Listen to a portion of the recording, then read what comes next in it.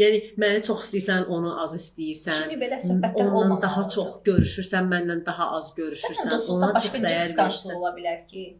Mənim şəxsən həyatımda var belə bir situasiya. Şəxsən bu situasiyada mən çox yaxşı qarşılaşmışam. Məsələn, mənim həyatımda elə bir rəfiqəm var ki, daha çox niyə o rəfiqəvə daha çox dəyər verirsən, mənə daha az dəyər verirsən. Hardan bilir? Kimə necə dəyər verdiyini, nə ilə ölçür? Yəni bu insanlar nə Mən də ilə çox ölçürlər o dəyəri? mənə elə gəlir ki, öz beynində qurur. Öz beynində qurur və sənin qabağındakı insana deyir ki, məsələn sən onu daha çox istəyirsən, mənə daha çox az istəyirsən. Məncə dostluqda və rəfiqəlikdə bu olmamalıdır. Məncə də. Yəni o sən dostundur. Düzdür, mən dostluq anlayışını biraz fərqli bölürəm. Yəni necə? Mənim üçün rəfiqələr var və dostlar var. Dostlar dediyim çox tək-tük insan var və rəfiqələrim dəyişə bilir.